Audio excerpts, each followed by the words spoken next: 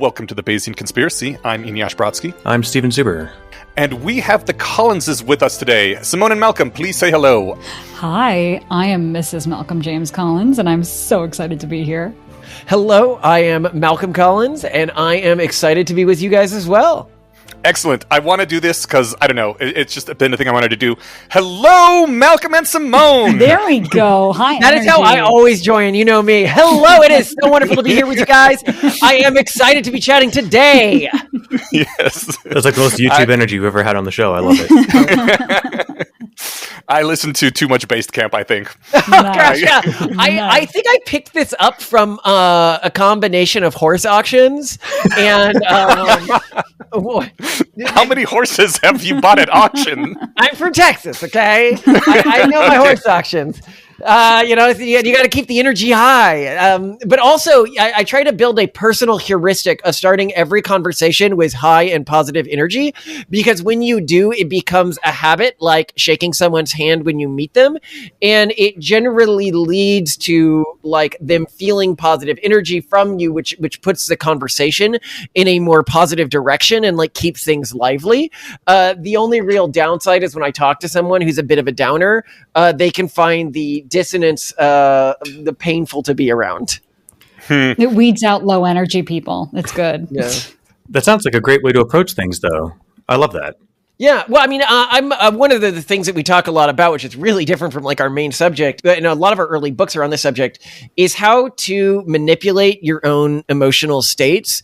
And we approach this from the perspective that most of the emotional states you feel and the narratives that you create about how you're perceiving the reality are largely under your control. One reason we wrote The Pragmatist Guide to Crafting Religion was to try to build cultural intergenerational solutions to fertility collapse. The other reason was I've just had a really long-term interest in how cults and extremist religious movements work and how they sort of rewrite individuals' brains, with the idea being, can I grab some of the technology that they invented, or rather discovered, because, this technology can also be independently, accidentally discovered, which is one of the things we talk about on our podcast all the time, and utilize it for positive means. This is also an interest of mine, and I am already thinking maybe we should have you back for a second episode at some point in the not too distant future. Nice. I would be excited about that. Yeah. And you want to have me nerd out about cult psychology and stuff, and where it's useful to people, and how, what I just find it so interesting. It's like, well, if you allow like a free flow of mimetic ideas in an environment, and you allow for like super fast evolution of those ideas, which some modern environments like Discord servers allow to happen. Basically, you get isolated mimetic communities where individuals who disagree with the mods can be silenced or otherwise sort of removed as voices, which allows for the evolution of cultural norms incredibly quickly. These can sort of accidentally end up picking up on these cult tactics because they're just useful at generating things like enthusiasm or engagement, and then turn into these little organically formed cults, which are then nested in independent servers and then unleashed on the internet. Oh man, we know a guy who had a Discord server for his podcast, which got completely taken over by a cult like that. Oh my God. Yeah. It was terrible. He ended up just leaving it entirely. Wow. In the one sentence lesson to take away from that, I think, is basically no moderation. The second that you start needing to babysit is the second that there's a problem. I'm a big fan of thinking of Discord servers or online communities as like house parties. It's your house, and if people are coming in and being jerks, you shouldn't have to put up a list of rules that they have to follow. Yeah. And if you do, and they read between the lines and find some edge case where it says, oh, well, you said I couldn't shit on the floor, but you didn't say I couldn't shit, wipe it on the walls. And it's like, no, all right, get out. Yeah, but the thing is that it doesn't matter what we do in our Discord servers. It's sort of a tragedy of the commons issues, in the same way that, like, antibacterial use in like livestock is, right? Where, if we block it in one country, then they're going to use it in another country. And a virus that evolves to become resistant to that antibiotic in Venezuela can then come and affect us here in the US. Well, this is relevant in the context of Discord servers because, any random mimetic virus that evolves was in one of these Discord servers, then if you are thinking intergenerationally like we do, can come and become a problem for like our kids or our government or our companies in this country. I think that we underestimate how quickly organically formed cults can evolve. You've seen, I'm assuming, the whole dissertation on how the urban monoculture was super evolved on Tumblr in the matter of a few years to become what we know it as today. No, this sounds like something I'd find very interesting. Yeah. Oh, good. That'll be the bait to have you come back. Yes, absolutely. I'll have to go dig it up. It's not too terribly long, but it makes a compelling case for the sort of people that Tumblr attracted and the way specifically it was structured, in that the only way you could reply to something was by re-blogging the entire thing that you're referring to, and just typing directly below it really maximized the sort of outrage and refining and piling on that led us to where we have come today with these, as you call it, mind virus that we have. Yeah, well, and to talk about Tumblr specifically, I think it's important to consider what's being within each of the different online environments. And we have a podcast where we go into this a bit more called like Governance and Revolutions or something, that episode. It was one of our earliest episodes, how the structure of different online environments leads to the elevation of different kinds of ideas, with both Twitter and Tumblr being unique, and that for something to spread within the platform, it doesn't need to be liked. Like, liking will increase the probability it appears on somebody's page, but things also increase the probability that they appear on somebody's page when somebody reacts to them, which means that the ideas that will do best in these environments are the ideas that do the most to motivate a reaction, which means in human terms, the ideas that are the most either emotionally salient or emotionally engageable, i.e. anger inducing. Yeah, Scott Alexander called it the toxoplasmosis of rage. Yeah, that was a good term for it. Yeah, that's the same, accidental algorithm that led to Twitter being a rage machine.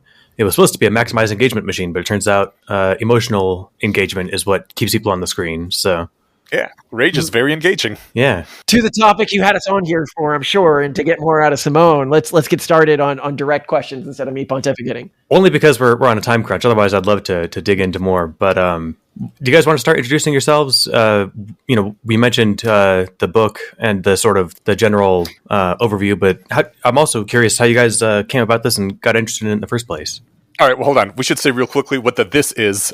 We are here to talk about demographic collapse and falling fertility and what it means for everybody. And you guys in particular are quite well known for this and run one of the foundations trying to fight against this, the Pronatalist Foundation. Literally, still the only foundation in the space. I mean, we always say it's the largest and the oldest, but still, I don't think anyone else has officially started a nonprofit. Oh, no, wait, one started this year in the space. There's one other one, but I don't know if she's registered yet. Yeah, pronatalist.org. And we are known for sort of starting what is the modern pronatalist movement, with a number of press pieces. We've been front page of the Telegraph, front page of the National Post. There's a Vice documentary about us. We've got the Guardian photo team coming to our house this weekend to do another feature piece on us. Are they going to say that you're billionaires too? Oh, yeah. I love that now we are commonly known as billionaires when we are not close to being billionaires. But that's just the way press works these days, right? But like, it's funny because this is an issue that I think is important. Like, it's easily the top two most important issues humanity is facing right now. AI is one and demographic collapse is the other. Things like global warming don't even come close in terms of the impact they're going to have on humans living 100, 150 years from now. As an arbitrage play, it makes perfect sense that we should be focused on this, given how little effort is being focused on it at the moment. But what's also interesting is that's also like not what we are otherwise known for. When we get podcast invitations, it's really interesting because we are sort of known as experts in a few fields. Like, for example, Simone has lectured at like Stanford MBA program. We've both lectured at, she lectured at Harvard's MBA program. I lectured at Stanford. We lectured together at Carnegie Mellon. We also are known as like experts on governance theory. Our book on governance theory topped the Wall Street Journal bestseller list for nonfiction books. We just try to dig into different fields where we feel like there's a lot of low-hanging fruits because they're very important, but either for ideological reasons, academia can't honestly engage with them, or due to, something I call like publication vortexes prevents them from being as fully explored as they really should be. And so that's how we end up looking into areas that other people may not find as interesting. But Simone, what are your thoughts on this? Just in terms of the backstory that you were alluding to, the reason why Malcolm, and I think many of the technophilic pronatalists that we know, get excited about demographic collapse as something that is tractable, but also a really big deal, is because they're long-termists. So a lot of people working in venture capital, for example, who need to project out really far, are suddenly confronted with the fact that a lot of our economic systems, governing systems, pension systems, city infrastructure systems are going to fall apart when populations begin to level off and or decline, which is okay as long as we prepare for it, but nobody's preparing for it. And no one seems to be incentivized from a governing standpoint or a commercial standpoint to prepare for it. So Malcolm first started thinking about this when he was director of strategy at a top venture capital firm in South Korea. They're one of the worst positioned demographically right now in terms of their future. And yet, when he brought this up with partners at the firm, they were like, I know, but what are we going to do about it? Like, we have to kind of pretend it's not happening. And it became this subject that everyone admitted they knew about in the country, but had no game plan for. And now things are even worse than they were before. They're getting worse every year. So that's what really inspired Malcolm to do something about this, because coming back to the United States, he felt like he was going back in time and he had a chance to warn and perhaps broker in a soft landing, at least for those nations that were not so advanced into demographic decline and collapse as South Korea. So that is what got him really excited about it, aside from knowing that it's that tractable and something that you can really do something about. Because again, with things like climate change, often you really need to get everyone on board to make a difference. With demographic collapse, you only really need to get already super fans of having kids, to have more kids. You don't need to convince people who don't want to have kids to have kids. You don't need to convince people who want only 1 or 2 kids to have more kids. It's just super fans. So this is the interesting thing. So I don't know if people know like this in the context of the EA movement. When we first posted about this on the EA forums, it got like 50 downvotes, more than 50 downvotes. I think it's still sitting at like negative 38 downvotes. Yeah. It was like super toxic within the EA community to mention in the early days. And I was like, just look at the data. Please just look at the data. But this was back when they were all under, Sam Bankman-Fried's thumb, and they didn't want to do anything that would piss off Dems. So hold on. How long ago was this? I remember me and Steven kind of had a sort of precursor to this. We did an episode on, 2021 called Your Newcomb's IQ Shredder, which kind of touched on this, but wasn't as in depth. When was it that you tried to post this on EA and they were not okay with it? It might have been around then. Yeah. Okay. And keep in mind, like all the top people in the movement knew, like if you're even talking about FTX fund, like Leonardo, whatever, Strauss, Leopold, whatever, he was known for caring about prenatalism. The guy who wrote What We Owe the Future, McCaskill. McCaskill wrote in the book that it was one of the key issues that our species is facing, and yet the organization never gave any money to the cause because they or even allowed people like us running foundations in the space to be invited to like EA parties, like the regular yearly EA party and everything like that, because it was just seen as too distasteful a subject to talk about. But I'm like, look at the data. Like you look at the US right now, if our fertility rate continues to decline at the rate it has in the past 10 years, and we have one generation every 30 years, for every 100 Americans, there's going to be like 4.3 great-grandchildren. Our infrastructure, I'm not even talking about like our country's debt load. Our basic infrastructure can't function if that happens. Why is that? Why is the dropping fertility such a big deal? Can't we just handle things with less people? I want to get to that, but before I get to that, I want to get to a few other concerns that people have first when I mention these numbers. One is, because we hear this from reporters sometimes, they're like, well, I have talked to demographers, and they say you cannot predict what's going to happen to fertility rates in the far future or in the future, right? A few generations out. And I'm like, bro, like I can look at rates of religiosity that have crashed in Gen Alpha that correlate highly with fertility rates. I can ask millennials. Half of millennials, 45% at least, say they don't want to have kids. If half of millennials aren't having kids, for the population to stay stable, the other half has to have over 4 kids each. Like that's obviously not happening. These are not out there predictions. And then people are like, well, how do you know this won't level off? And it's like, bro, like I'm coming from the future. I was in Korea.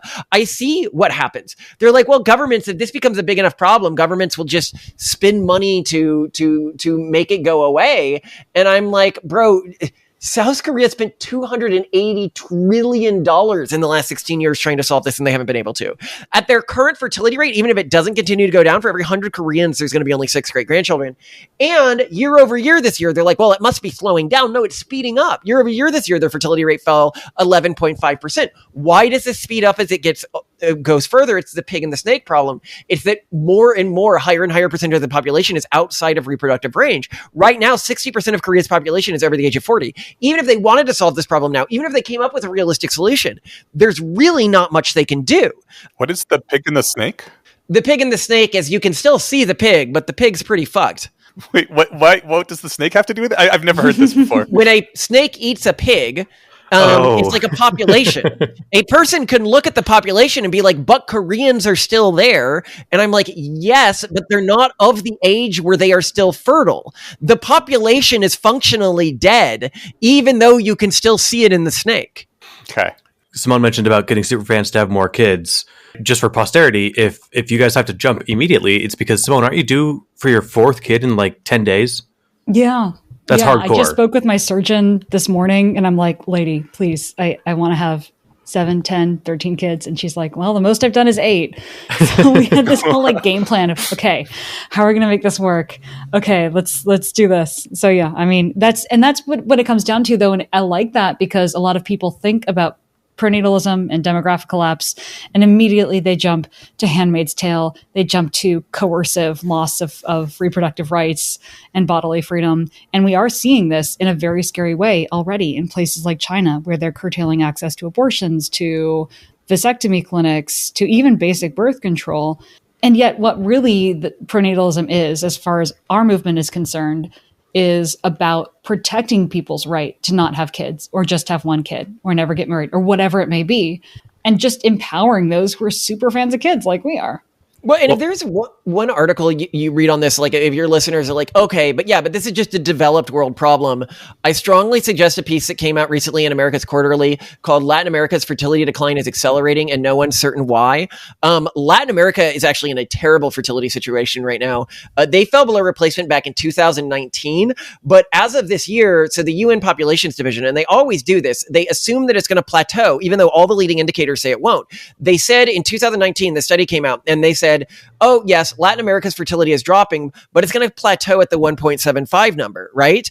Every single one of the countries they were looking at in their data set, except for one, Mexico, has already fallen below that number, 1.75, only 5 years later. A number of them, and you have to go to local demographers to get the up-to-date information, because if you just Google like macrostat, it like doesn't give you, because it's changing so quickly.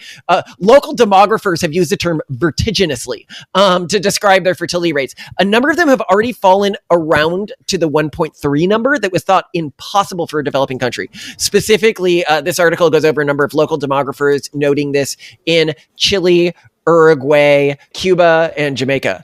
This is happening all over the world now. And if you think that we are unprepared to deal with it, just imagine a developing economy trying to meet its social program needs and stuff like that. And these are economies that we have ravaged. We have taken their college grads, their PhDs, the best and the brightest from many of these countries, and this puts them in terrible places. And people are like, well, shouldn't those people have a right to a better life? And it's like, yeah, they should. But when I ask you, like, does a poor American deserve a right to welfare? You're like, yes, of course they do. I'm happy to give part of my productive income to pay for that. And it's like, you're taking the productive income that would have been going to pay for programs like that in the developing world and bringing it to the US where it's less needed, which is going to have massive effects. And what we're seeing right now in places like Haiti, I think we're going to see in many more places as you intergenerationally have environments that are dangerous. And the college grads, for example, in Haiti, 85% left the country. Imagine if you deleted like 85% of the college grads from your company. Like, could it still function effectively? You have that problem. But then also, I mean, we've got to talk about like cultural differences in fertility rates, because these also really, really matter. If you're just talking about the US, right, and we're just talking about cultural differences, the urban monoculture, like cities, for example, right, this progressive cultural group is much lower fertility than all of these surrounding cultural groups. It primarily procreates through converting people from nearby cultural groups. Now, whatever you think of the ethics of this group, it is just fundamentally obvious that it disproportionately converts people who are more pro-social and more open to outside ideas. I'm not talking about IQ here. I'm not talking about we're going to leave all of that aside.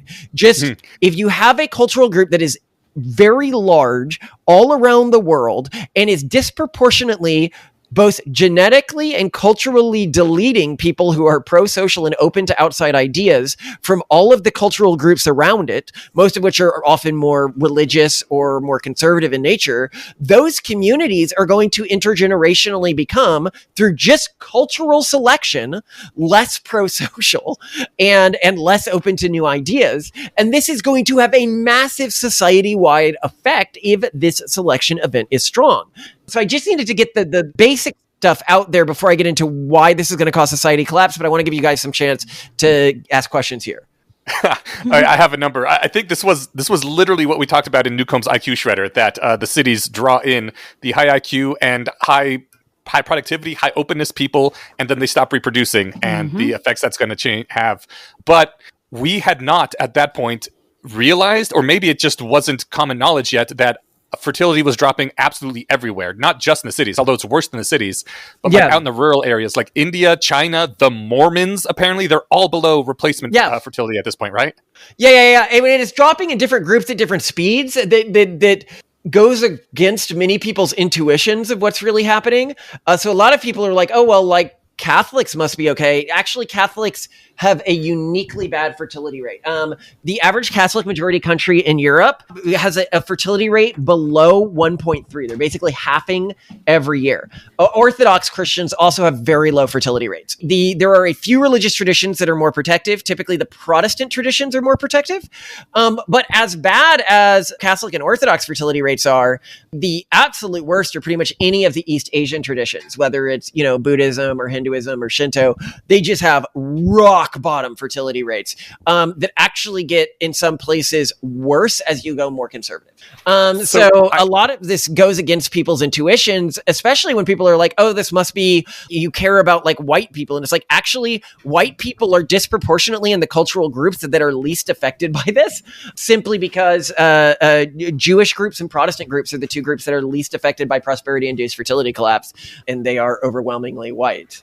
So since we're on this topic, I have seen, I don't know, dozens, I want to say a million ideas, but at least dozens of ideas as to what is causing this, what all the different factors are contributing to this.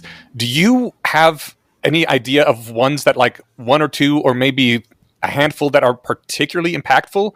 Or is it just a million tiny little things that all add up to cratering fertility?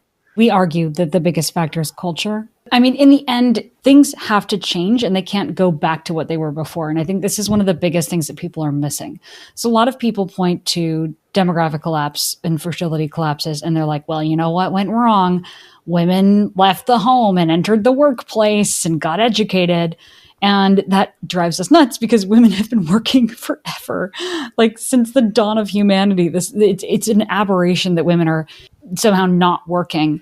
But the thing is, when you look at where fertility rates are dropping, like in Latin America, for example, also in the United States, all over the place, what you're really seeing an end to is unplanned, often unwanted and poorly resourced teen pregnancies.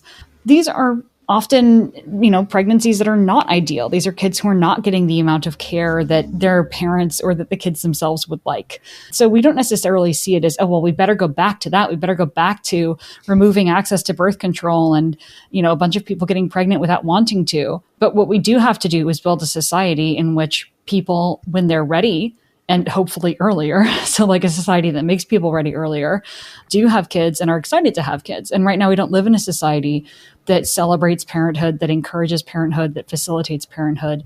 You're not getting rewarded for that. People contextualize it as a loss of autonomy, of fun, of sleep.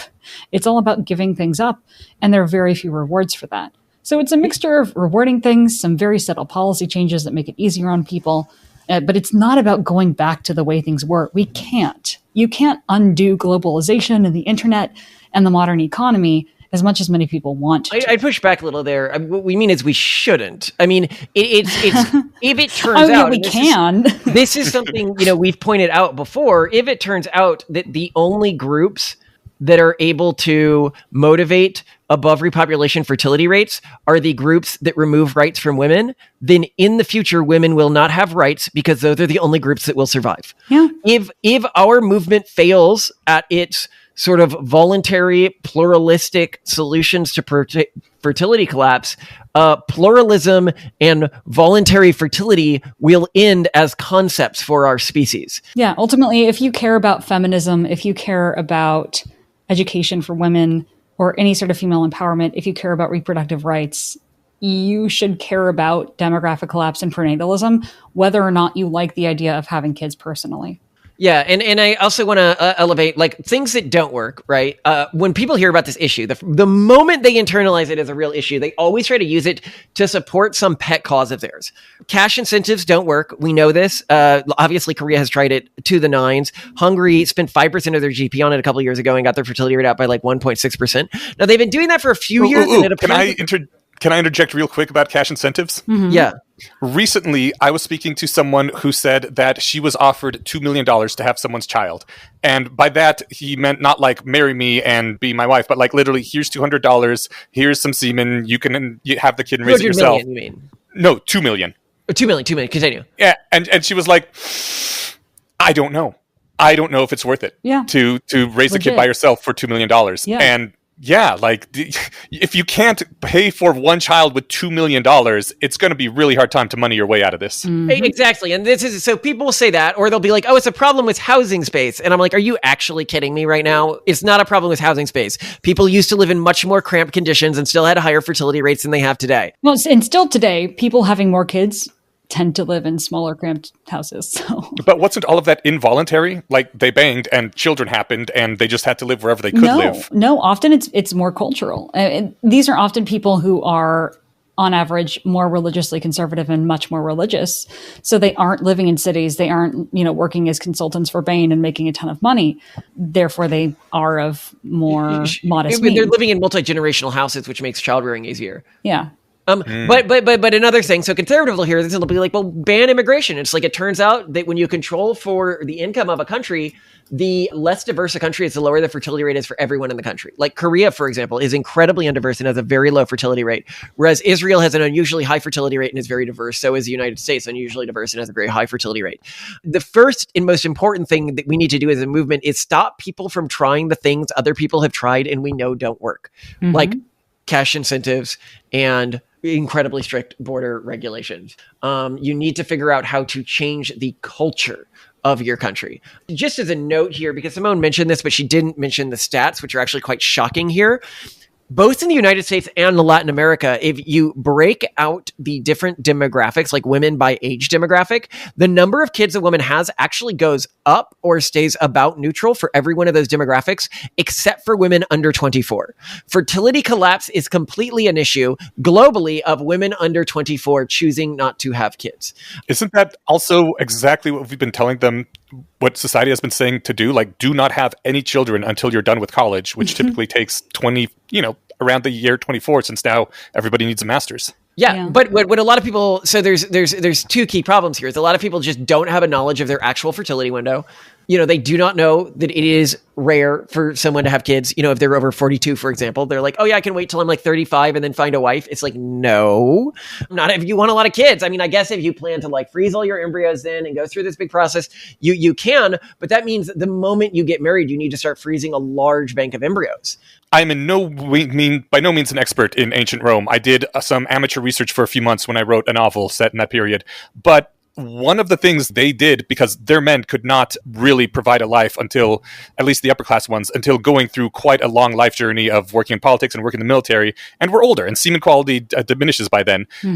What they frequently did was just have much younger wives, by like a decade and a half, 2 decades younger. I mean, obviously it doesn't really work. So you can, like, this is what's interesting about male versus female fertility is men in our society, and I do not know how this social illusion happened. Well, I do know how it happened, and I'll explain how it happened.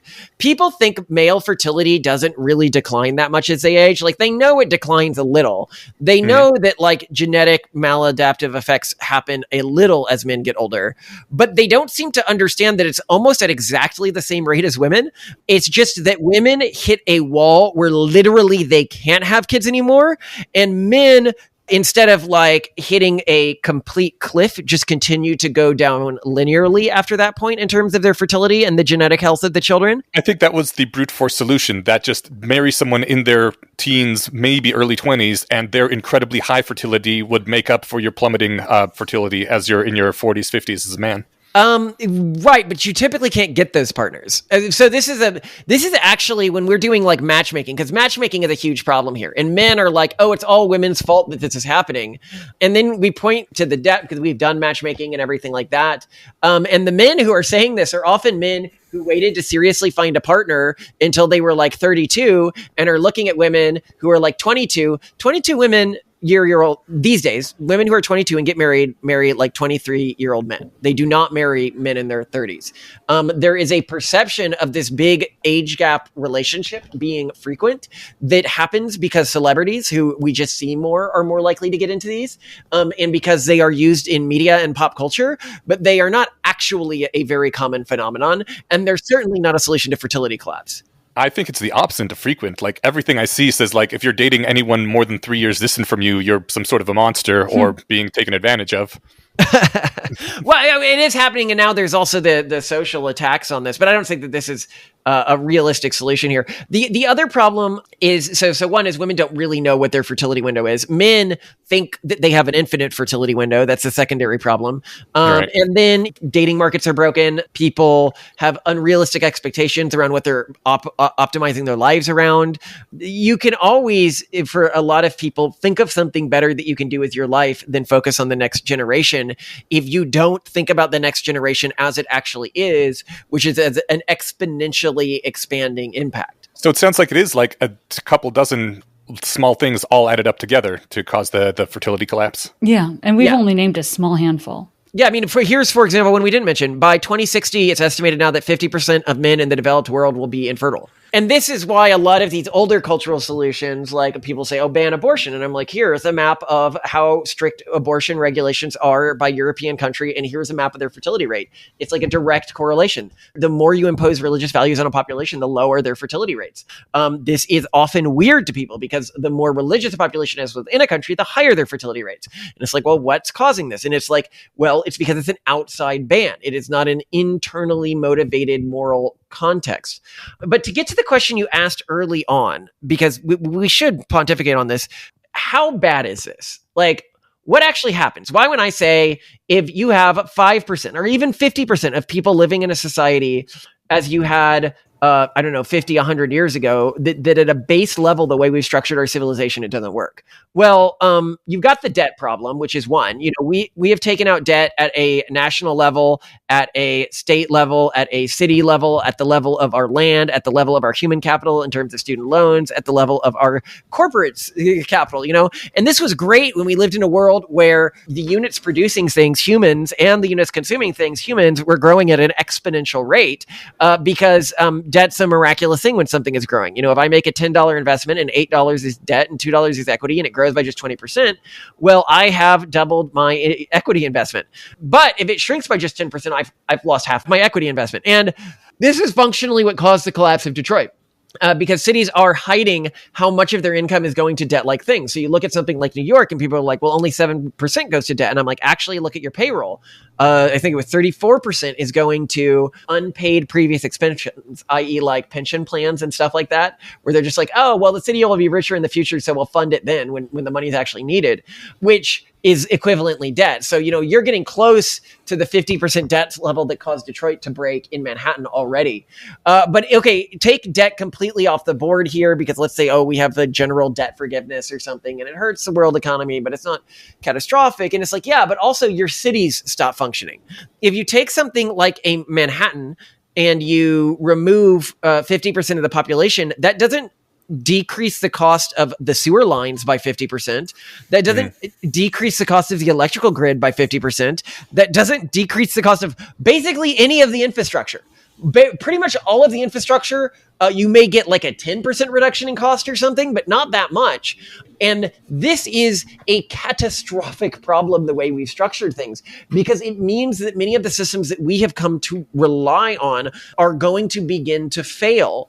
And as I've said, a developing country that's going to a previous economic condition or a lower economic condition does not look like a developing country at a similar level of wealth. A good example of a developed country that right now is transitioning backwards in economic cycles is South Africa.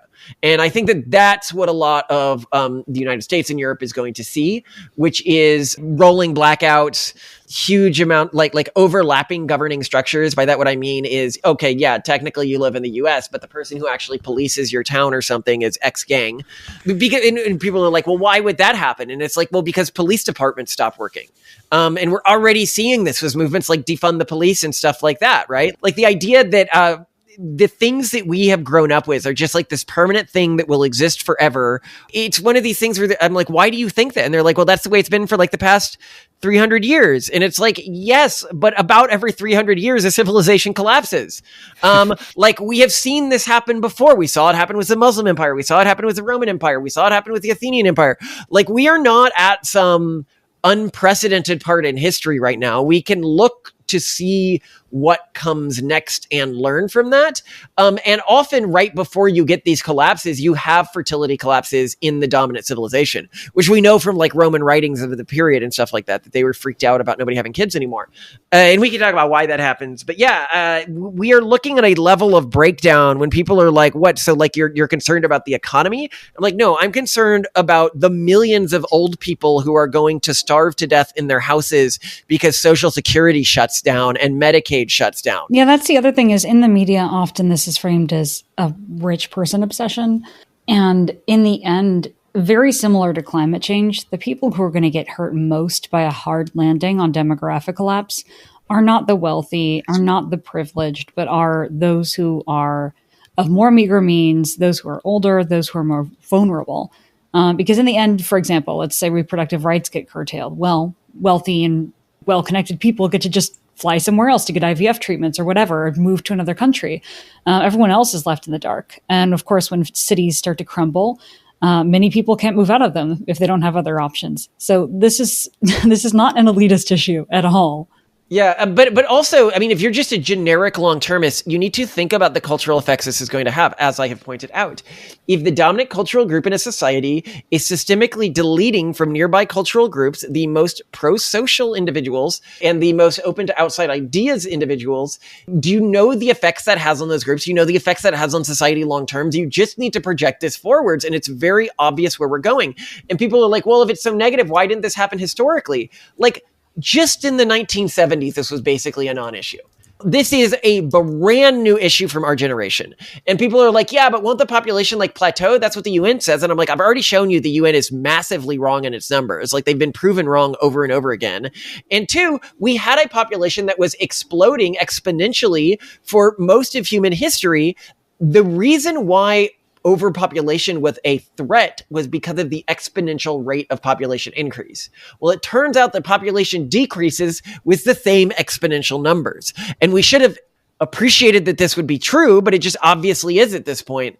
And then you've got the problem of, okay, well then eventually things will correct. Some groups will figure out how to deal with this.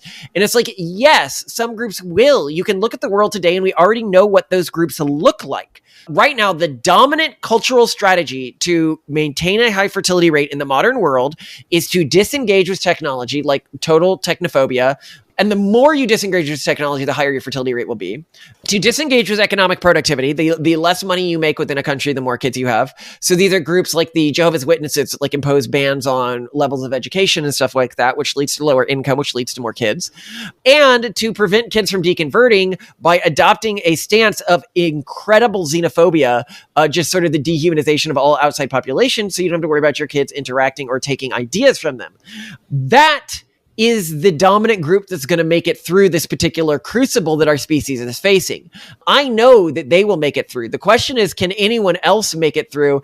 And can any sort of a pluralistic group of technophilic, economically productive people make it through? What's good about this whole arrangement is that if a group does, like if we are actually able to band together a community of technophilic, productive, economically productive individuals who are okay with pluralism, who are okay with working together, even if we are the vast minority of the peoples that make it through fertility collapse, we will be able to prevent the other groups from imposing their values on human civilization because we will have access to the technologies, the AIs, the industry, everything like that. It's one of the things that people often ask us in our writings. They're like, why do you care so much about your children maintaining industry? And it's, well, if you create an intergenerationally productive, high fertility cultural group, but you don't maintain industry, you are living at the grace of your neighbors who have industry. Amish can only be Amish because America has decided to let them be Amish. If you are living next to more hostile groups and they have more industry than you don't have autonomy. And that's why industry and technophilia is so important in terms of how we, at least as a family, work to solve this. A couple things. I mean, so I'm trying to prioritize here. Like I listened to, this has been a couple months ago, episode 355 of Sam Harris's podcast, Making Sense, where he talked with Peter Zehan, who, among other things, wrote, "The end of the world is just beginning, mapping the collapse of globalization." And I think they said that something like, I forget the exact numbers, like 50% of the German population is over 40. And I might be getting that exact number wrong, but I remember in order to curb the population decline, they would need to bring in 2 million immigrants a year for the next 20 years, which would almost double their population. Germany. Yeah. So I guess that's not really a question as much as it is just, I wonder how that relates as far as like how bad it is compared to, say, South Korea. Well, I mean, Germany is in a better situation than South Korea, but yeah, I mean, consider Germany does do this, right? Is there much of a Germany left? They have completely screwed over every country they've done this to. Either they do this in a stupid way. So something that's important to remember is some people are like, well, what if we just, because it's like cheaper to pay poor people to have kids, right? So we'll pay poor people to have more kids, right? Essentially, we'll give big cash handouts, which are disproportionately valued to lower income individuals. And this will motivate them to have kids. And I'm like, you have literally solved nothing of the problem. You've done that. And they're like, but it's humans. And I'm like, yes, but if you look statistically, like ignore genetics. Suppose we're just talking about the cultural transfer, right? People who are on welfare, their kids are dramatically more likely to be on welfare. If you take a population that is already a drain on state resources and you make them larger, you haven't fixed the problem that the population that's contributing to state resources is disappearing. Yeah, we need taxpayers. And so Germany has two ways to do this. They can either, do this indiscriminately and then end up with a huge population that basically solves nothing because they're a drain on the state, or they can just take all the economically productive individuals from the countries that they are slurping up from, right? And essentially doom everyone else in those countries, everyone who has left the old or the otherwise unproductive cultural groups in those countries, to a slow and painful death. And I don't mean death hyperbolically. I mean literally dying. Because when you remove all of the productive people from a country, you don't have people to pay into social services for that country. And then people die. And I think that people in the US, because they shield themselves from what's going on in the world right now, what's going on in Darfur, what's going on in Haiti right now, they do not focus on what happens to a region after that region has for 2 or 3 generations expelled everyone with a college degree. And it is a level of horror that I think most of us cannot comprehend, and that many people in the AA movement treat this as like a secondary issue, that like science will collapse, our state system is going to collapse, and horrors untold since the Dark Ages will reign across the world. They're like, yeah, but I don't know, this isn't as important as like shrimp welfare. It's like, what is up with your brain, man? Like, do you not see what we are walking into right now? And it's not like, this is the other thing about the pronatalist movement, and Simone pointed this out to some extent. When you look at the people in our world who have shown that they are like objectively good at predicting future events, like VCs, this is the class that seems most good at like most concerned about this. The people who seem less concerned about this or least concerned about this are the either, academics office, who really their careers are not at all reliant. There's no feedback loop about them having good models of the world, or people who are like professional philanthropists, because those people's real job of their professional philanthropist is raising money. And what this means is it's being hidden from the general public just how bad things have gotten. Like, if those Latin American stats were a shock to you, then it means that it has been hidden from you what's actually going on in the world. And you need to ask why. Like, why aren't groups reporting on this? And I think the pandemic was really the moment for a lot of people where they realized that the news cycle, even if you try to read news from both sides, you may not be getting a full picture of what's happening in our reality anymore. You mentioned people literally dying. I haven't read the Pragmatist's Guide to Crafting Religion. Eneasz has, so we'll dive into that. But the only thing I can think of, short of, I guess, building robots to do all the jobs, that then that money gets distributed in the form of food that people can live on, right? The only other solution I can think of is life extension technology might curb this problem. Unless I'm off the mark there. Well, consider the average lifespan in the United States is decreasing right now. It's not increasing. Yeah, but what if it was increased radically to like 300-400? Yeah, great. That could solve some of these issues, but it might make other issues much, much worse. The big one, and people can watch our episodes on Basecamp about life extension, is it's like the people who are talking about doing this, I'm like, you're basically enshrining the boomers into a permanent management class for all of future human civilization. Like, what are you thinking? How does that seem like a good idea? There are bad knock-on effects. Essentially, it creates really adverse incentives. Isn't that a better idea, though, than having the world fall apart? So there's two situations here. You might be able to freeze the world by taxiderming our current society, but in a way, I would view that as worse in the long term, if we're talking about like the grand scale of human civilization, than letting the world fall apart and rebuild. Yeah.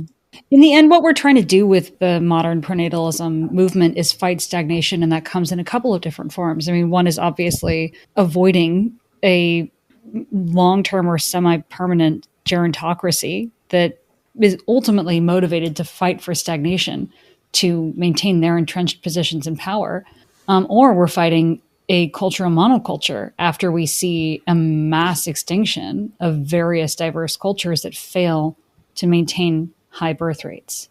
And I really want to elevate something Simone said here, because it's a point that's just obvious, but a lot of people don't notice it, is an individual with institutional power, or a group of individuals with institutional power, automatically will see anyone trying to change the structure of those institutional systems as their enemy, because changing the status quo damages their power system. This is why in Hollywood movies, so often the heroes are fighting to maintain the status quo while the villains are fighting to change it, because these are created by those with power in our society. And so that is the way that they frame evil, people who disrupt the existing system. That is one of the problems with life extension as a solution to this. That's not to say that it might not solve some solution if we taxidermy our society. I guess we'll look okay for a while. You can still slowly evolve. And it may be possible, but realistically, I don't see it as a realistic solution because, lifespans are going down right now. There's only a few mechanisms with which we could get life extension technology where it's available sort of cross cultural segments. The worst thing that could happen almost is that the ultra rich become basically forever vampires, and they end up just farming the rest of us and preventing us from ever challenging their power structure now that they've had it for, a few hundred years or something. But Malcolm and Simone, aren't you guys billionaires? Yeah, right? Well, no, there's some billionaires out there who really don't mind dying. Like Elon has said that before in some of his stuff. And I think that this non-fear of death is what has allowed him to see that what you're interested in is long-term pluralistic human thriving, we have to find a way to motivate humans to want to pass on their culture to other people. We need to become the society. One of my favorite things that somebody asked me on our podcast is, why do you fight to make the world a better place when you'll never experience it?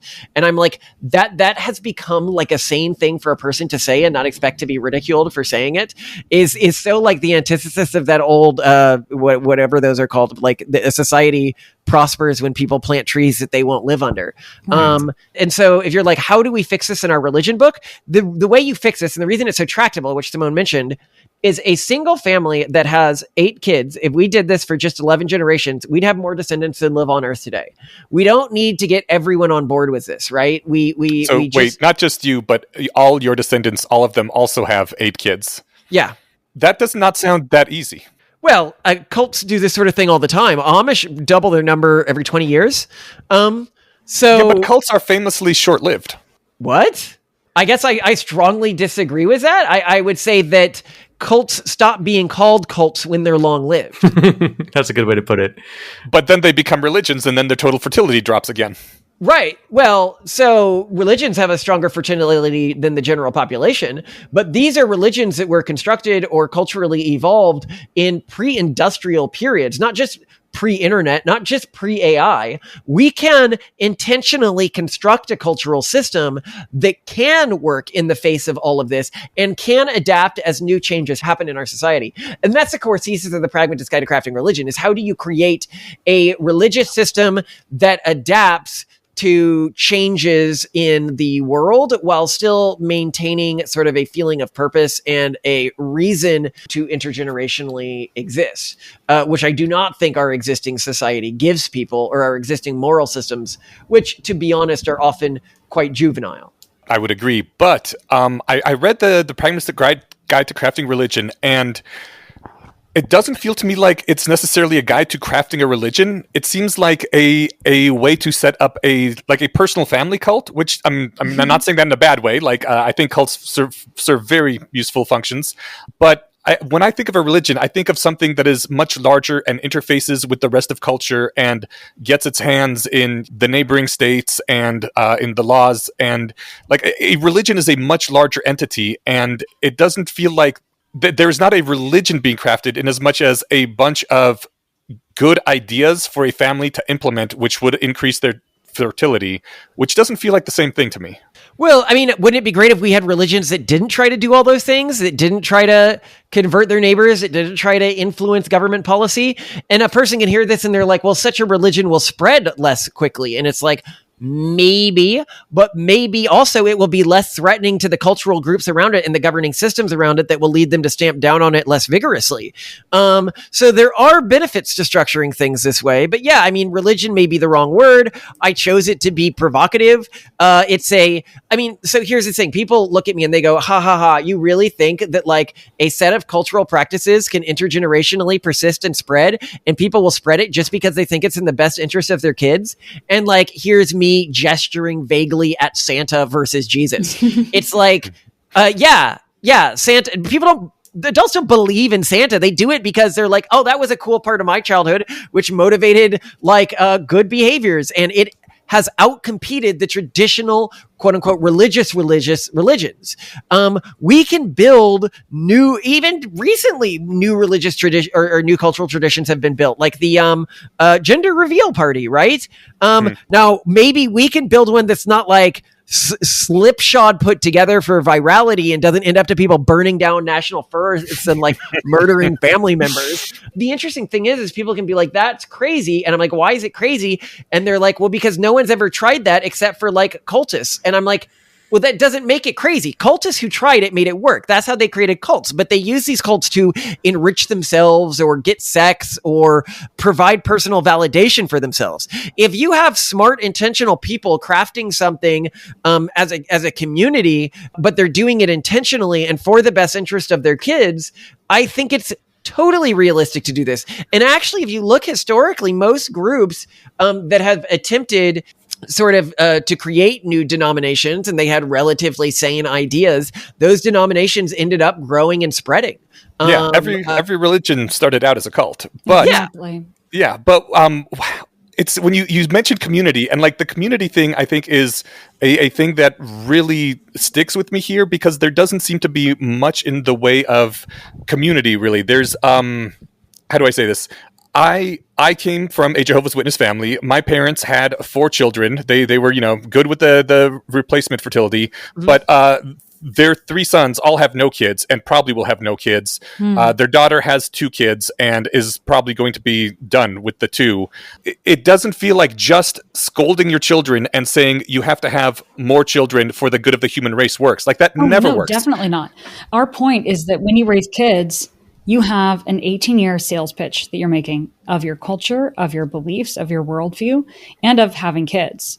If you want to have a pronatalist family culture, if you fail that sales pitch, if you fail to give your kids such an experience where they want to carry on your culture, pass it on, and have kids and share that with them, do the same thing for them, then that's on you as a parent.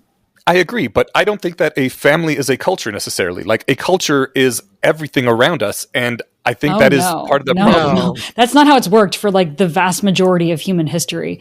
This whole civilization thing, I mean, it's pretty new. Mostly people have been living, even in the face of civilization, at least high birth rate groups. Because keep in mind, even historically, when people moved to cities, be it ancient Rome or ancient Paris, London, their fertility rates plummeted.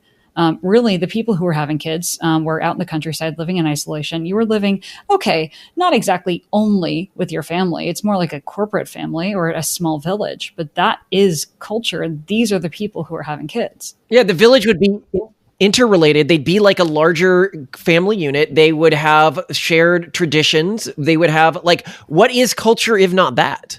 I actually agree 100% with all of that. And it's why I keep trying to get people to with similar cultures to live physically close together and start like mini villages maybe within their cities or something. But more importantly, like as you were saying, you do need like a village, a culture of some kind. Just having one family by itself, it doesn't feel sustainable. You need all the other social forces that also share this culture to reinforce each other and work together. I think that's why they wrote the book, Inyash. Yeah. No, it's funny that you say this. But there's nothing in the book about like how to bring people together into a village structure within a city and have a sort of corporate or government or some sort of way to live together in a group of a couple hundred people or more. Well, in the age of the internet and globalization, you don't necessarily need to live in close proximity, though we do know families that are doing that. More and more people are starting to move into conjoined houses, neighborhoods right next to each other, et cetera. This is absolutely happening. So one, it is happening. People can do it and they do it. But also, you don't have to, in this age, have people living literally next to each other to do all this. But not only in this age, I mean, you go to the earliest city, you go Techie or one of the early city environments, and it looks like it was a place that people only gathered once a year. You still see cultural groups that do this, like the Romani marriage markets. We were just talking about that in the snake cult episode. The Romani markets, marriage markets do this as well, where you can have a people group who live far apart and then only come together when it's time to meet who you're going to marry, which is actually a very common thing done throughout history. And that I think is the most realistic structure to craft, which is what we've been trying to craft, trying to bring together like the London season, come together with other like-minded families where our kids can get together and marry, even if they're from different faith groups. That's what the index is meant to mediate, is how people of different like invented or historic cultures can intermarry successfully and merge those cultures successfully while not completely abandoning their parents' cultural traditions and find ways to sort of, as we could call it, as like cultural lateral genetic transfer. But I want to talk about your idea of getting people together in cities, because this was something I was very interested in for a while, or getting people together outside of cities on like compounds and stuff like that. The problem is like everybody has this idea. When I say everybody has this idea, I mean, I have seen, if you go to any poly community anywhere, there will be a 20% group of it where this is like their major project.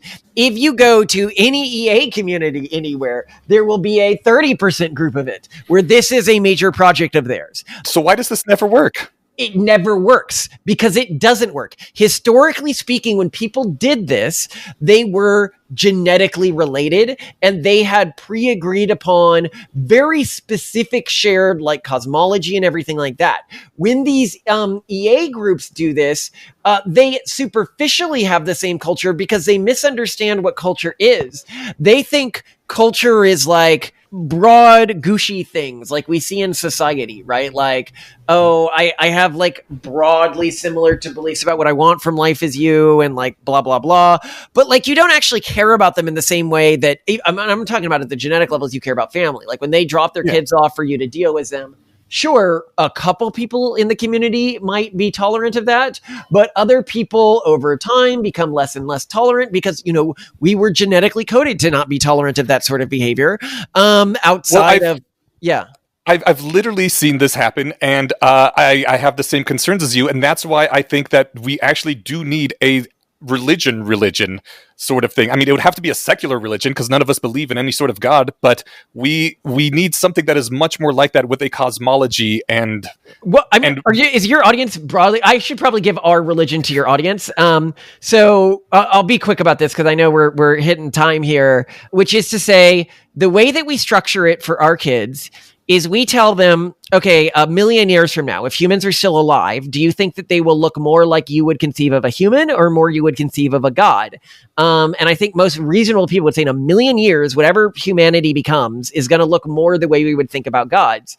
And I would say if you look at like the level of technology that we're going to have in just a couple hundred years, like in just a couple hundred years, we will have like potentially we could have like an AI Internet of Things lattice that like you can beseech and it could grant you basically miracles by like editing events in society. And then they could upload you to like a digital heaven when you die. You can get basically everything the Judeo-Christian tradition promised from technology in about maybe 200, 300 years. We're talking about 1 million years from now. Do you think that these entities will relate to time in the way we do? I don't think so. And therefore we sort of tell our kids that these distant future entities are watching over them and reward them when they do things that make the world a better place for future humans. And they get punished by doing things that make the world less a good place for future humans. But this punishment and benefit is coded into their genes. It's nothing so crude as necessarily like bad things happen to them in life. It is encoded in them that the only true happiness they will ever feel is efficaciously living their values. And the more they strive for generic hedonism or affirmation, the less happy and the more their lives will degrade. And I'm like, you can just look at like rock stars and see this, or movie stars, individuals who seem to have everything but seem so much less happy than even your average hardworking person. And we said that this was encoded in them and these beings that are looking over them in the future. So this provides a lot of the motivation that a traditional religion would have, but it is at least secularly plausible. It's not secularly the most likely thing, but it's like a secularly plausible Santa Claus that we built some holidays around and stuff like that. And then to tie this into our ancestral traditions, because we come from the Judeo-Christian tree, we then loop this into, and we say, well, is it impossible that this entity was maybe trying to reveal itself as honestly as it could to people at different periods in history, and that those people couldn't fully comprehend what was being told to them? So you can take something like the Jesus story, right? Like the story on its face doesn't seem to make a lot of sense, to me at least. Like, I don't understand why God's sacrifice was meaningful if he was just going to immediately come back to life as the most powerful entity to ever exist. I don't understand how Satan tempting Jesus was meaningful if he was tempting the most powerful entity to ever exist. I don't understand how God was able to forgive man by causing man or by having man kill his son in a brutal fashion unjustly. How does that act make God able to forgive man when he wasn't before? But if you can recontextualize this story and say, no, like all of the other stories, it's supposed to be a metaphor, and God used a man's life to paint this metaphor upon reality, where Jesus represented mankind itself, who one day becomes God. So is both God and man at the same time, and the Holy Ghost, which is this concept we call the future police, which is God in the plural, plural and singular, God without a either plural or singular identity. Then you have God, which is only a singular identity. Then Jesus, which is man, which must be intergenerationally sacrificed, which must be sacrificed to remove man's sin. By that, what I mean is, how does man improve himself over millions of years? It's by sacrificing. Each generation sacrifices it to improve the quality of life of the next generation. And that is the picture this being painted. And so that's sort of the way we try to tie it to ancestral traditions, so people don't have to feel like they're leaving those. So I love the recontextualization thing. Honestly, I do. I talk about a lot in my other things. We did an episode on what I refer to as cyber Christianity. But this is what I think of as the difference between like a family cult beliefs and a broader community religion. Like, all these beliefs are great, especially if they can motivate people. But how do you get a group of 100 people to not only profess beliefs in these, but get emotionally invested in them and have some sort of norms of what to do with outsiders who don't believe this, how to interact with them? Like, a religion needs an entire broader culture supporting it. So, I mean, I argue that we almost definitely already have 100 people who believe this. I mean, our podcast is somewhat popular, and we get a lot of feedback on stuff like this, and a lot of people reach out to us. So that we're sort of done on. The question is how do we judge how they interact with outsiders? Wait. How can you know that they believe the same kind of thing if they're like not living near you and professing beliefs and, I don't know, because doing things the together with you? core element of this belief system is so this is actually a really interesting part. The only way that a belief system can adapt quickly to technological and social shifts is if you bake into the belief system itself the good in adapting. And that means you need to intrinsically have a respect for variation within the belief system. And so this is a belief system that encourages every family to attempt its own experimental practices. And then when kids from various families marry, to cross-reference how those practices ended up affecting the kids. It is not a belief system that says this is the correct way to do things and we will always and only ever do things this one correct way. So it's intrinsic to the belief system that we wouldn't care and we would actually appreciate that they are doing things quite different than us, but in a way that allows our children to intermarry. So that isn't actually... any of those things aren't really core beliefs of the religion then. The core beliefs are more things like have many children and be successful. The intergenerational improvement of humanity is the core belief. Like, that is, if there's a core belief like across these religious systems, it's that good is defined by intergenerational improvement or the flourishing, long-term future flourishing of humanity. A lot of people believe in that, though. Do you think that's enough to bind a religious ethnicity together? I guess we'll see. I think it's interesting when you're like, well, you're really focused on this with your family. And it's like, yeah, because that's the group that we can most influence. And anyone else who wants to do something like this, we only give them the instructions to begin to put something like this together. And then they can reach out to us about joining us for like marriage markets when we begin to put those together. But outside of that, I do not want to over dictate what other people are doing because we have a hypothesis about how our family can get through this fertility crucible. But it must be just one of many hypotheses, because if we're wrong, we need other people to be trying other crazy things that might be right. And one of those things might be building a community of many different families. Okay. I just to toss in the idea that if you guys are successful in your project of having 8, 10, 12 kids, and you can convince half a dozen other families to do the same thing, how many great grandkids does that lead to if that trend continues? Easily. Well, as I said, with just one family, it's 11 generations until you're more than the current population of Earth. So you can really quickly, especially if you're technophilic. And then keep in mind, we already practice polygenic selection in terms of IQ. So this isn't going to be like in terms of the community that we'd engage with, they probably also do similar practices. So you're looking at a community that in a world where technophobia is the predominant strategy and xenophobia is the predominant strategy is open to outsiders as long as they are productive, and that is intergenerationally selecting for things like IQ. This group will win so long as it stays stable intergenerationally and can keep improving the social and philosophical system without becoming stagnant. It just seems to me like a nearly impossible task to convince any substantial number of people to have 6 children. Many people are happy at 1 or 2. Very few would possibly go to 3, but 6. That you need just an entire national culture of celebrating children and focusing on children. Just a few. And there are plenty who are super stoked about it. And again, it's that super fan thing. It's like with the terrorists and Margaret Thatcher, where they're like, you have to be right every time. We only have to be right once. And that's kind of what makes prenatalism so fun. There's also solutions that we can begin to implement within a generation or so, like polygenic selection for the genetic clusters that are associated with high fertility, that could make this even easier at the genetic level. But you don't have to be right just once. You have to be right with every single one of your children, and they have to be right with every single one of their children, and so forth. Once you build an intergenerationally durable culture that is sufficiently technophilic, which is key, because if you can't adapt with technological changes, you're probably only going to last for a few generations. You've got it. Yeah, I agree with Simone here. I think that you think that like we need to make this work for all our children for it to work, or we need to, not really. The only thing a person needs to do to basically win the entire game, like the civilization game, and we want a huge diverse group of people to do this, but if only we do it or only some other person does it, then they are going to clean up big time, is they have to create a population group. It can be their family or it can be a cluster of families where stably for just a few generations, they have created a belief system and cultural framework. And cultural framework can mean whatever you want it to mean. I just mean a mimetic cluster, which passes with fidelity between generations, where fidelity is defined by motivating the same effects, i.e., high fertility and passing down between generations, where the fertility rate of that family is above repopulation rate and that family is technophilic.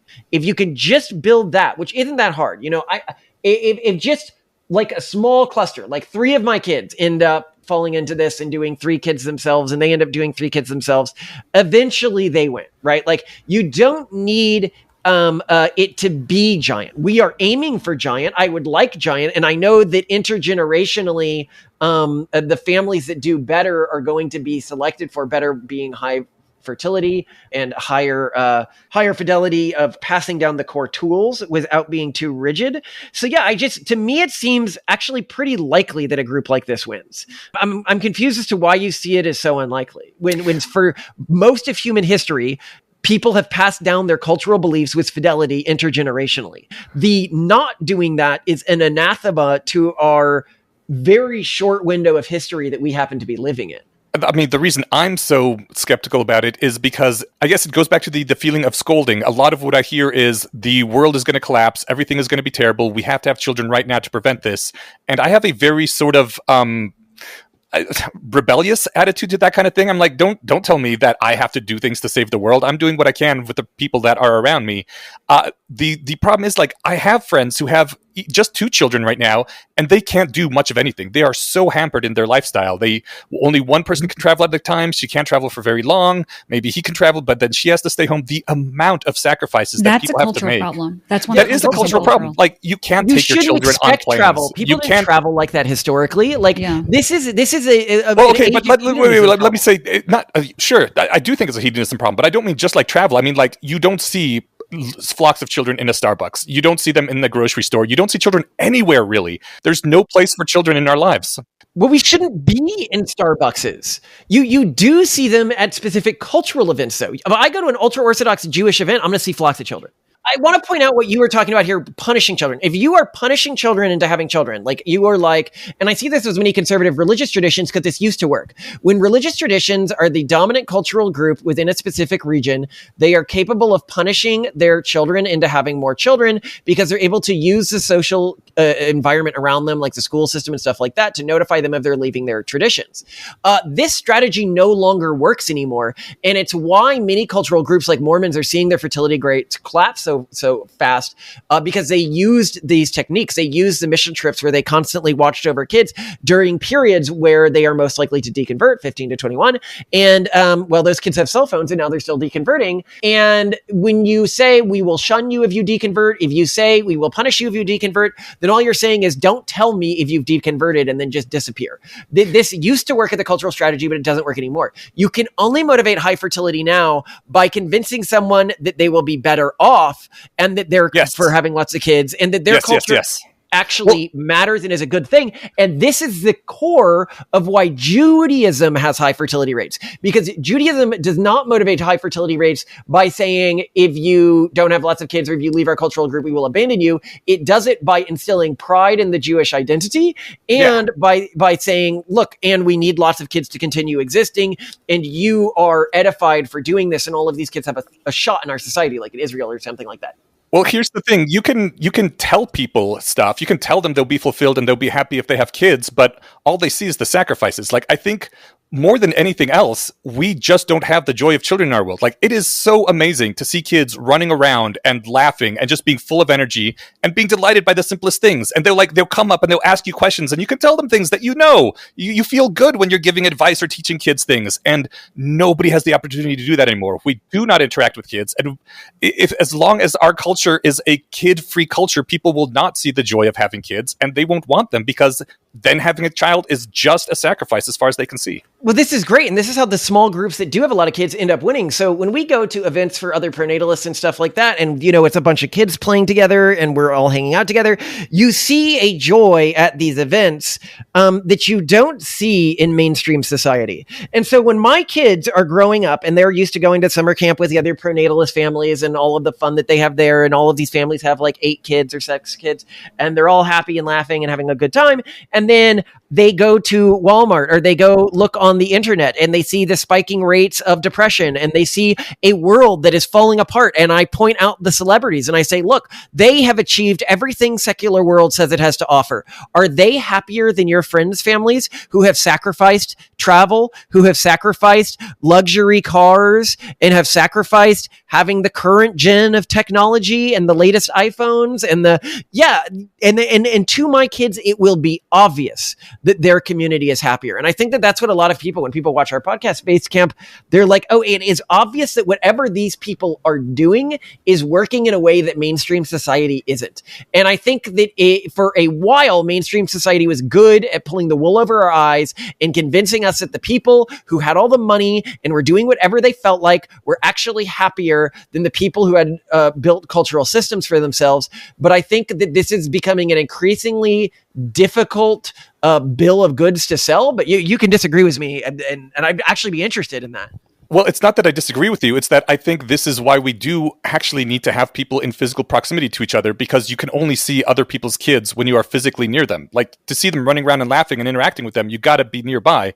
And mainstream culture is just not going to give you that. It's a childless place out there. And so to promote a culture of having kids, you need to get people to be around kids and see how fun they are. And the only way you can do that is to live nearby with other people that have kids. So I do think physical proximity is pretty damn important. This brings me to a really important point. I would like people to check out our document, the Where to Live document. They can email me for it, or I'll give it to you guys for show notes, which basically argues that the best place to raise kids in the United States is right where we live.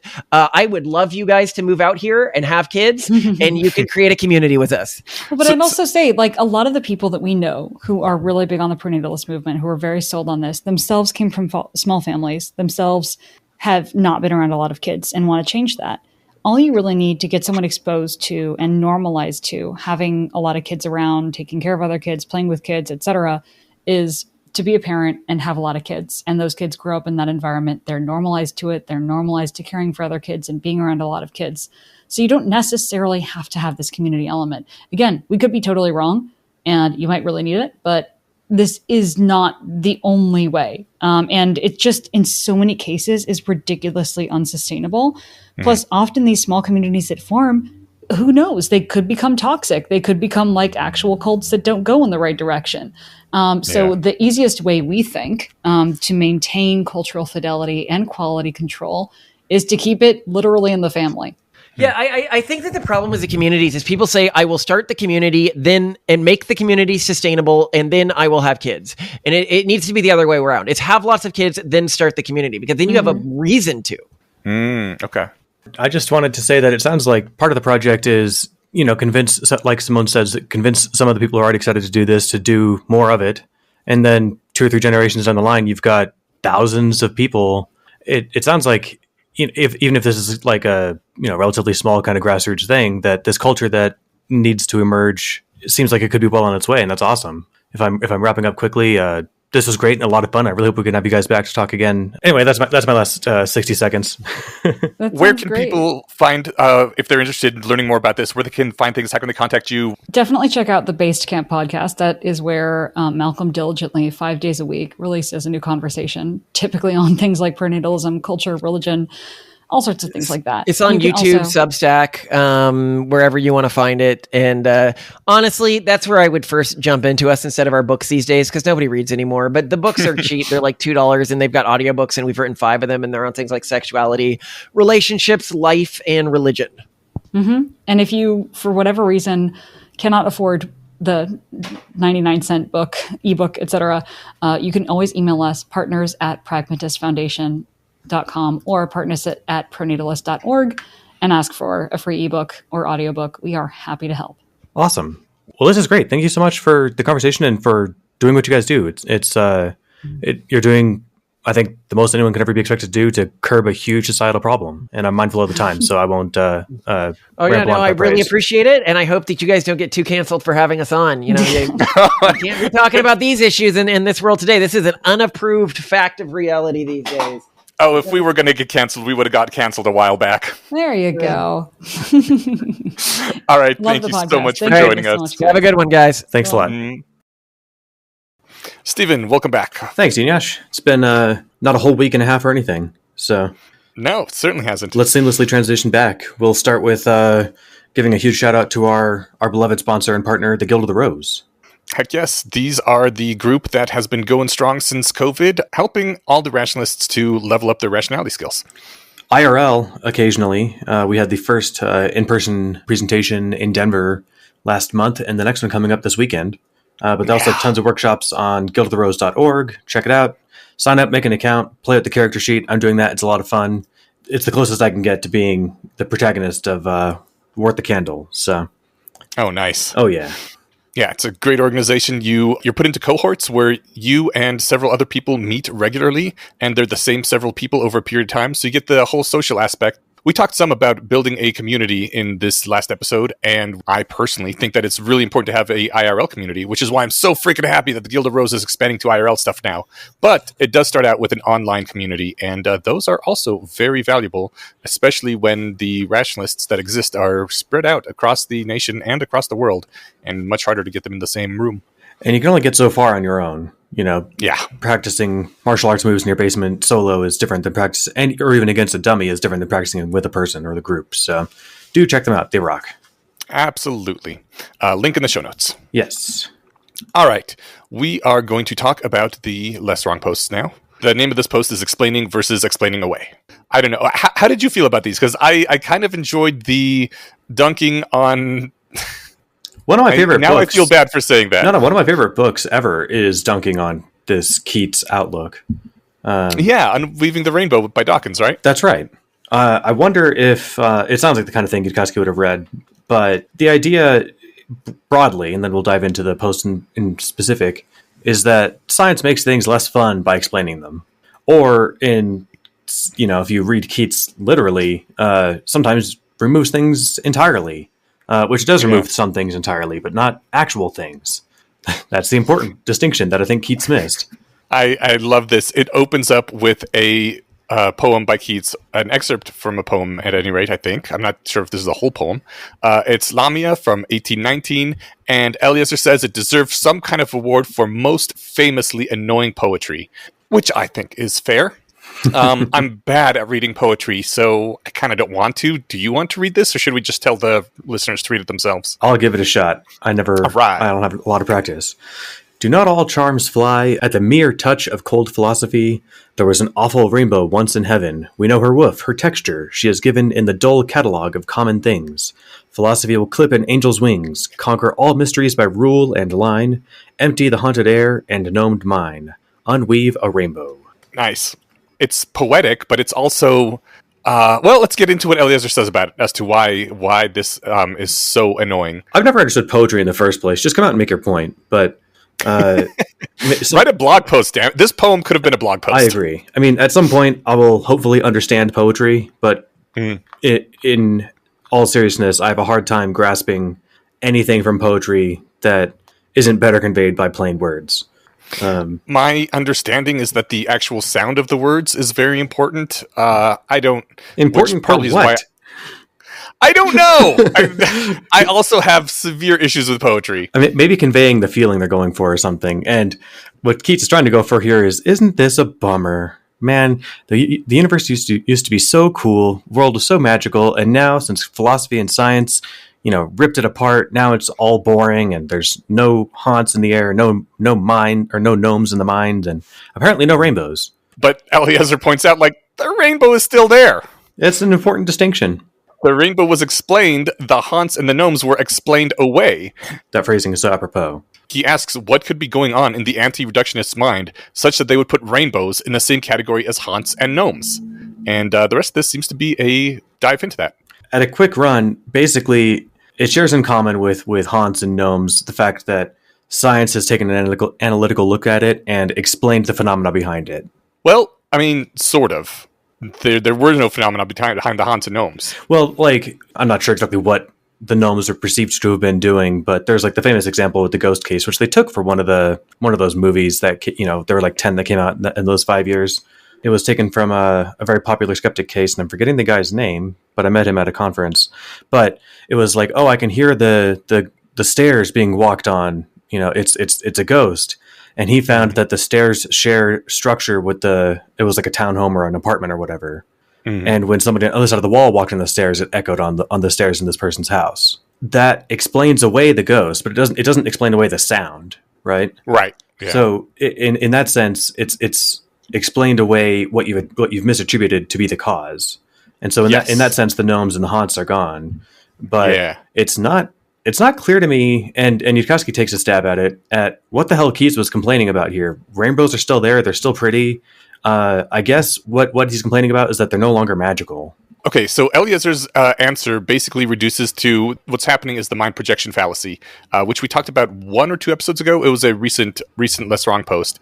The idea behind the mind projection fallacy being that your feeling of how the world is projected onto the world, so that you assume that how beliefs intuitively feel is how the world actually is. He made this point by saying that a 747 is just a collection of interacting elementary particle fields. But that just is doing a lot of work right there.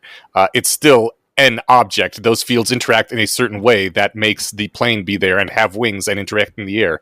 I think the real point of this, and because he comes back later to harp on mere in later posts, which is just another word of saying just, it's a just in fancy clothing. He says that when physicists say there are no fundamental rainbows, the anti-reductionists here, there are no rainbows. The rainbow is explained by a number of physical phenomena, but that doesn't mean the rainbow goes away. And when you think that your map of reality is reality, then once you hear the rainbow is explained by things that aren't rainbows, that means that there are no rainbows anymore. Do you think Keats's head would have just exploded if he read through The Human Use of Language or A Human's Guide to Words or whatever? No, I think either he would have gotten it or he would have gotten it but dismissed it as unromantic and therefore not a thing he wants to accept. I guess because I think you're probably right. His head wouldn't have exploded off his shoulders, but like there are no fundamental tigers either, right? There are these things that fit in the category of tigers, but there's no platonic ideal of a tiger. There are edge cases, are panthers tigers, like to the point of the view of our ancestors, they're close enough that we should react the exact same, right? But so, I mean, that's not even getting really into reductionism. It's part of the lead up to it. There aren't fundamental things, right, outside of whatever quantum, etceteras, right? Yeah. So I think Keats would have hated modern science, or maybe updated and written better poetry. But I honestly, I really hope that if he would have read these sequence of like 8 posts that we're in the middle of right now, he would have found the beauty in reality. But I don't know. We'll never know. Alas. To wrap up with this one, science didn't empty the air of haunts and empty the minds of gnomes. It emptied the model of air of belief in haunts. And it emptied the map of the mind of representations of gnomes. They never touched an angel's wings and destroyed them because there were none there. He says, scientists didn't do anything to gnomes, only to gnomes, in quotes. The quotation is not the referent. A callback. Yeah.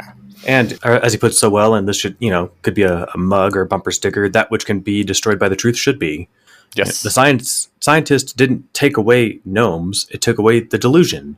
Yeah. And I like this. Again, I want to say the guy's name is Nick. It's going to bug me that I can't think of that skeptic who did that special case of the ghost. He didn't explain away the noise. He explained away the delusion that it was a ghost. Well, not the delusion, the misunderstanding. I don't think that person was as deluded as Keats. But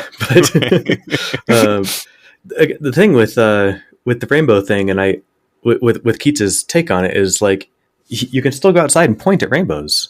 Yeah. I don't get, you can never point at haunts or gnomes because those weren't actually there in the first place, but rainbows were. All they lost to him was the magic. And if you enjoyed this kind of, what did you call it? Dunk. Yeah. If you enjoyed this dunking on Keats, then you also enjoy the majesty of science, but haven't read Unweaving the Rainbow by Richard Dawkins, I can't recommend it highly enough. If you liked his curmudgeonly, the God delusion, this is the opposite of that. This is him enthusiastically preaching, and celebrating something rather than expressing his irritation with something that's been bugging him for 50 years, right? Right. It's him sharing his passion with something that he's been enjoying for 50 years. Hell yes. Yeah. Well, that brings us to fake reductionism, which I love this post. Me too. It starts out with, again, a dunk. Eliezer quotes "We know her woof and her heft of we've unweaved the rainbow" line. And he says, "I'm guessing, though it's only a guess, that Keats himself did not know the woof and texture of the rainbow." I have to think he's right. Yeah. There is something fun and mysterious and childlike sense of awe that is fun to recapture as an adult if you can, but to look at a rainbow and have no idea what's going on other than like, oh my gosh, isn't that beautiful, right? You do kind of lose you do entirely lose if you understand how rainbows work, the mystery part of it, but the actual explanation is so much more satisfying, I think, than just worshiping the mystery. Right. There's a definite feeling of mystery that's kind of beautiful and fun and makes the world magical, but it's a very simple emotion, I think. It's very surface. And when you get to the more complex, intricate emotion of understanding the wonder of the physics behind it, that it's different, certainly, but I think it's a deeper understanding. It's like the difference between Pig and Socrates, right? Yeah, there's something deeply satisfying about really understanding something at a fundamental level. I don't know. It's a different kind of pleasure. But I think it's one that is of higher order and actually just a higher peak. I'm reminded of when I was speaking with my first wife, who was a committed theist. We were looking on just a magical sunset, and she commented to me, "And do you think all of this made itself?" Which was so, I didn't even know how to respond to that because there was such an inferential distance that she is feeling like wonder and awe and magic, but so am I, and my wonder and awe is much more fractally complicated than hers because of the understanding of how all this, not deep understanding, I don't know everything about it, but certainly greater depth than hers of how all this did come to be and the insane things that had to happen over eons to get here. It just felt different than a very powerful dude did it with a paintbrush. Yeah, I never liked that. I mean, it goes without saying I never liked that explanation, but I also don't see how it's really satisfying. I guess, being charitable, you could say, well, no, it's a beautiful mind that created this beautiful universe that we enjoy, sure. But, I don't know, dig a little deeper. Like, is God a Broncos fan because the sky is blue and sunsets are orange? Like, God, I hate that bumper sticker. I didn't know that was a bumper sticker. That was a joke from my high school chemistry teacher that I remembered. Okay. I've seen it on a bumper sticker a few times. It makes you wonder, why wouldn't rainbows be a different color? Or why wouldn't sunsets be a different color? Well, a scientist could explain to you why they're the colors they are, right? But a theist with no interest in finding out the actual truth would have no better explanation than God likes the Broncos. Yeah.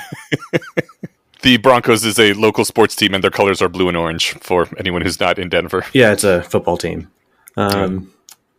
Anyway. Yeah, so coming back to Keats, he said that Newton destroyed the poetry of the rainbow by reducing it to a prism.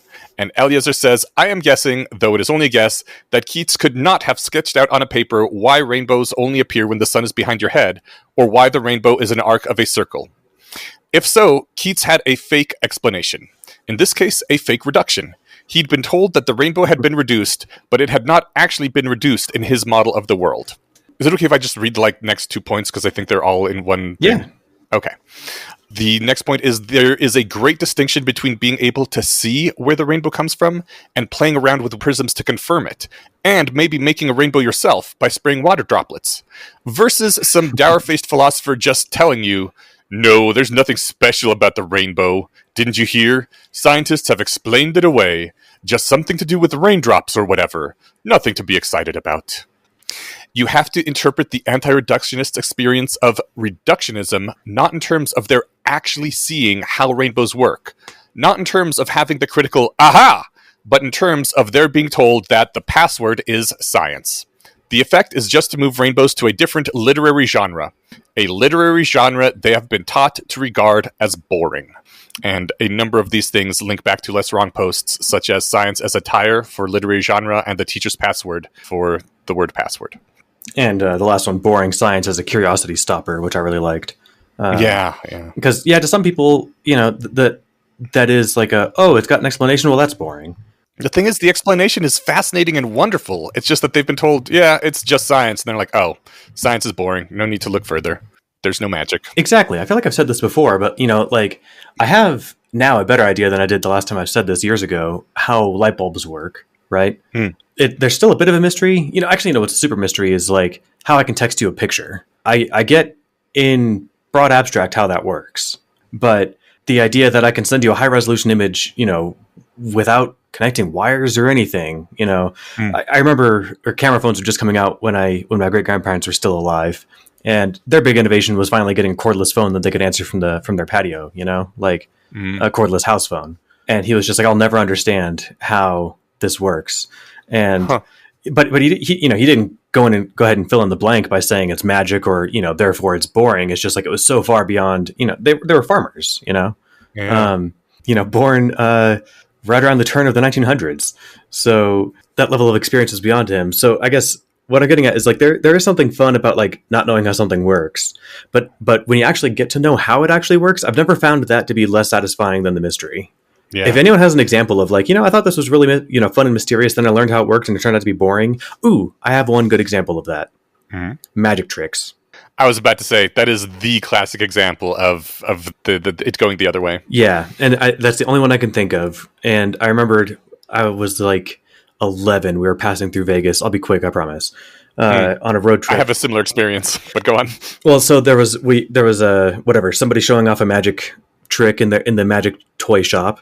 Yeah. I was like, oh my God, I need this. And it was this cool, like he'd fling a card around, it would levitate and it would come right back to him. Oh my God, I saw the exact same one. And then and then it's just a string. It's an invisible string.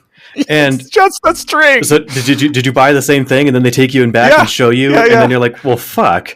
And then you've got this, this string and it's kind of cool, but it's way less fun knowing it. And the presentation, maybe your guy was different, but my guy in particular, it was all cool and showmanship and everything on the outside. Then he takes you to the back room, all the affect dropped. And he wasn't like, check out this cool string we have and how we can attach it. And you got to do it just right. Instead, he was like, look, string, plop, boo, see?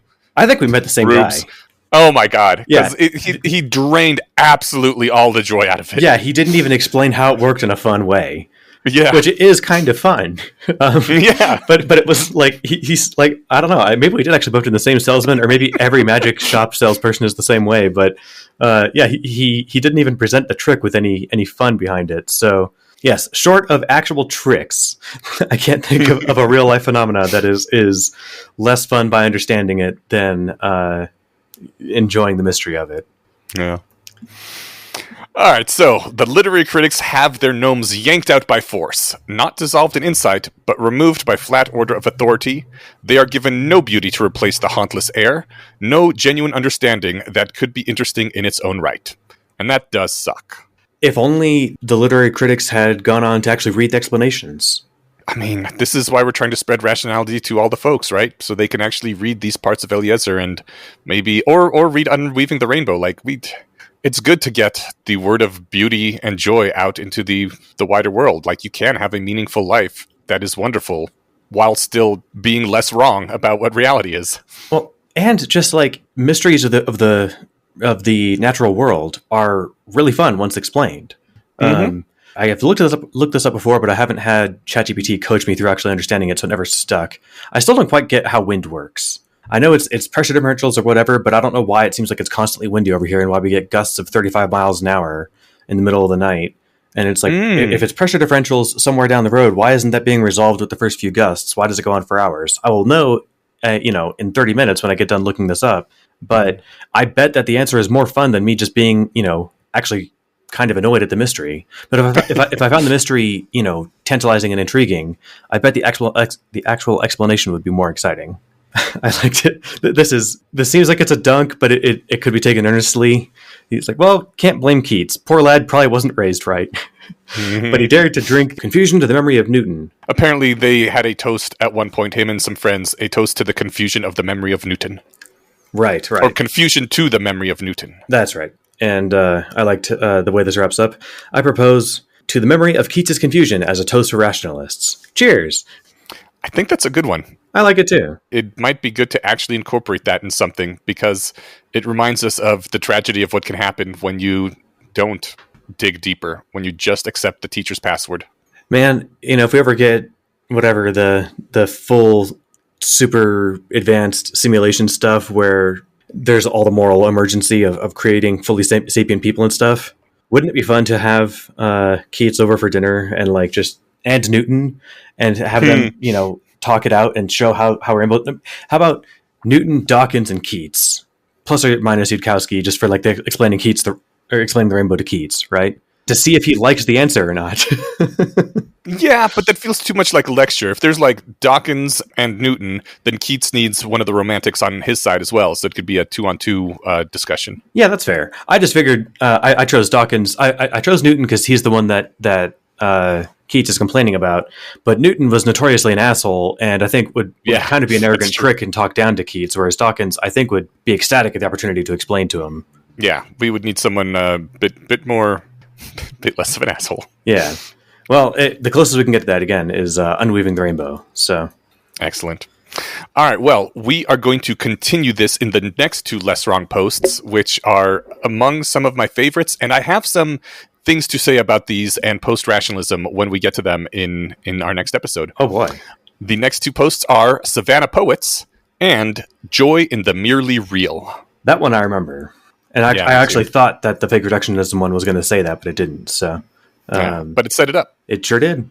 All right. Well, we have one last order of business. We are thanking a patron, as we always thank our patrons, for helping support us, helping to bring the beauty of the real world to everybody.